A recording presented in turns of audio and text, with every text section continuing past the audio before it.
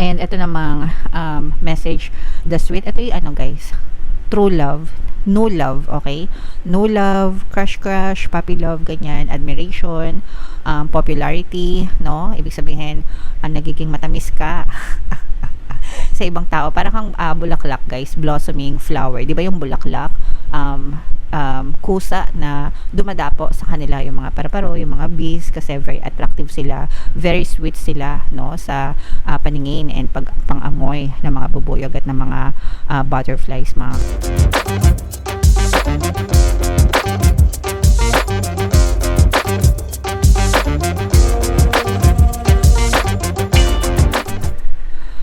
hello guys, hello mga kapiksi, hello Aries, welcome back to Pinoy Pixie Tarot. Ang pamagat ng episode natin for tonight is OOTM, Oracle of the Month, para ngayong May, para sa Aries, Sun, Moon, Rising, Sign, and Venus. Meron tayong tatlong set ng decks dito guys. Ito yung para sa spiritual message nyo, ito yung para sa life messages, and ito naman yung para sa love life mga kapiksi. So, unahin natin yung spiritual message guys. Kung ano yung message na nakaresonate sa inyo guys, take that message. Kasi hindi lahat ng mensahe ay magre-resonate. So, unahin natin tong spiritual message, Aries. I choose love no matter what. Okay? So, love is the most wonderful feelings, no? It's the most wonderful thing na pwede nating ma-experience sa buhay. And when we say love, hindi yan limited lang sa romantic love mga kapiksi. It's love for everything sa buhay natin. Guys, di ba? Mahal natin yung trabaho natin, mahal natin yung mga mahal natin sa buhay, mahal natin yung ginagawa natin, mahal natin yung sarili natin, mahal natin kung ano yung meron tayo, di ba? So, we have to choose love no matter what. When we choose love, we choose kindness. When we choose kindness, mga kapigsi, diba, everything will be peaceful, walang kaguluhan, diba, walang war, walang walang gulo, diba, everything is just at peace, mga kapigsi, and parang everything is like in their own places, guys, okay?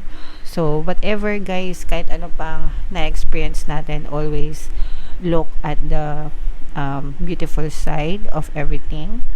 Always choose love, always choose kindness, whatever guys, kahit na negative circumstances pa or negative situation pa yung inyong na-experience guys, always choose love and always choose kindness mga kapiksi, okay? So, yeah. Sulit na sulit guys yung energy kapag in-spend natin siya sa love and kindness mga kapiksi. Wala kang talo dyan, palagi kang panalo, okay? Alright, so yan yung spiritual message for you. Yung sa life messages naman, habang sinashuffle ko to guys, panoorin nyo muna yung video natin regarding sa ating paano mag-manifest ng abundance video course. Kapiksi, sawa ka na ba sa mga struggles at hirap sa buhay mo? Masipag ka ba at masikap sa buhay ngunit hindi ka pa rin umaasenso? Ilang beses ka na bang nag-attempt mag-negosyo at mag-invest pero palagi ka pa rin nalulugi? Sa pagkakataon na ito ay maaaring may subconscious beliefs ka na nagiging balakid sa iyong pag-unlad at pagyaman. Introducing, paano mag-manifest ng abundance video course. Dito ay matututunan mong ma-overcome ang mga balakid mo para tuluyan ka ng umunlad, umasenso, sumagana, maging matagumpay, successful at maswerte sa iyong kabuhayan, pera, trabaho, negosyo sa lapi at kaperahan ng bonggang-bongga. Dali, mag-send na ng email sa pinoypixie@gmail.com at simulan na ang iyong pagyaman ngayon. Alright, so sa lahat ng gusto mag-avail ng course guys, naka-flash sa screen nyo, meron tayong paano mag-manifest ng abundance video course, meron tayong paano mawala ang third party at magkaroon ng harmonious na relationship, and meron din tayong paano pabalikin si ex revised breakup. So sa mga interesado guys, mag-send lang kayo ng email sa pinoypixie@gmail.com. So ito yung ating mga life messages para sa inyo. We have the fight and we have the sweet.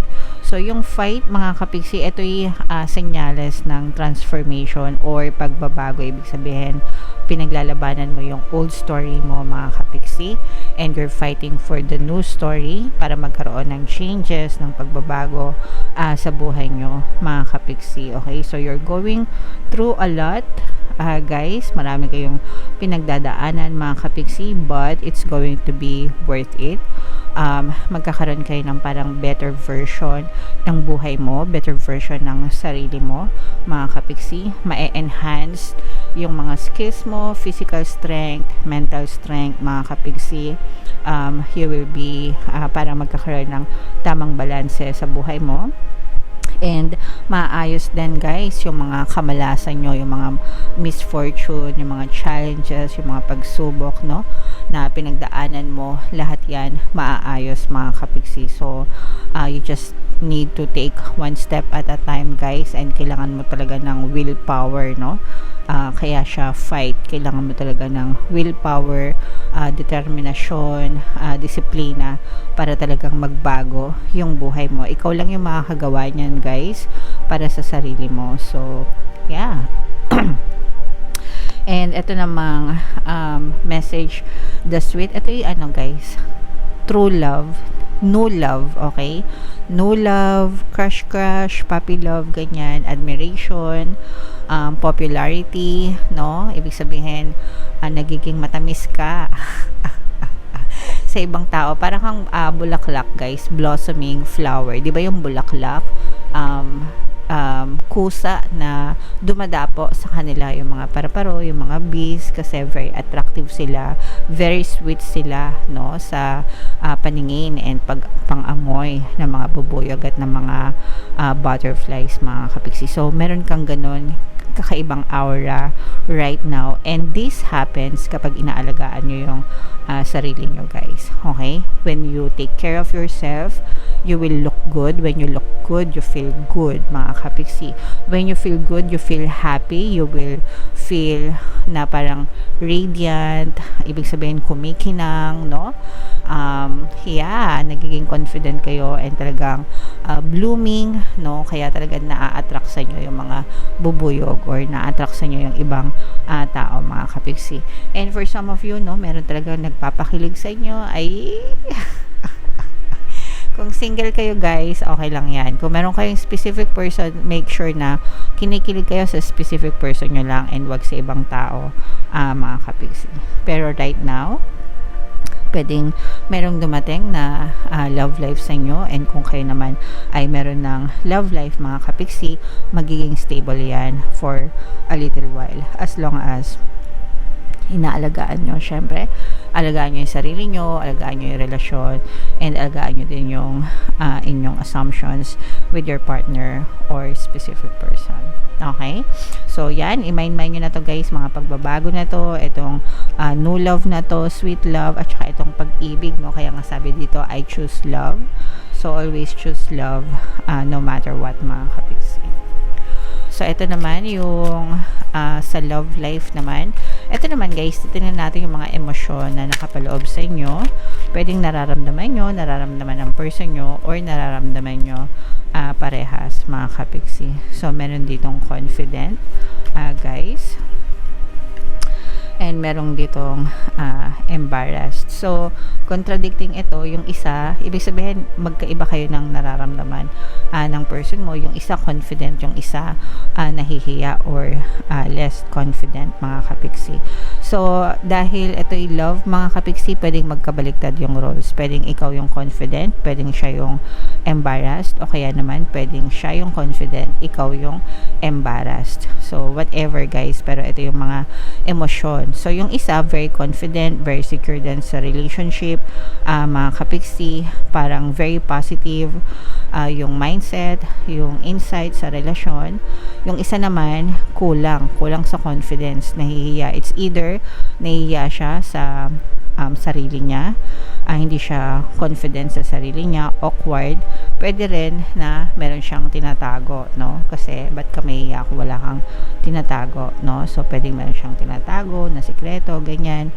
kaya hindi niya mapantayan yung same level of confidence na meron yung isa dun sa relationship. Pwedeng dahil sa mga past na experiences, yung mga dating pagkakamali niya, mga dating mistakes niya, o kaya naman current. So whatever guys, pero merong itong, usually kapag ganito, meron tinatago mga kapiksi. Okay? So yeah, let me know kung ito ka or ito ka mga kapiksi. So let me know sa comment section kung naka-resonate kayo dyan. Alright? So comment down below, Aries, kung saang mensahe kayo naka-resonate. Dito ba sa spiritual, dito ba sa life, or dito ba sa love life mga kapiksi. And for more, ito guys, i-mind nyo na tong transformation na to, itong sweetness na to. Guys. And for more tarot readings, ito yung playlist nyo. Ito naman yung ating success stories ng paano mag-manifest ng abundance video course. Click here to subscribe guys. Ito yung ating mga pampaswerte subliminals. Thank you for liking, sharing, and subscribing. See you next time. I love you all mga kapiksi. Have a nice day. Bye-bye.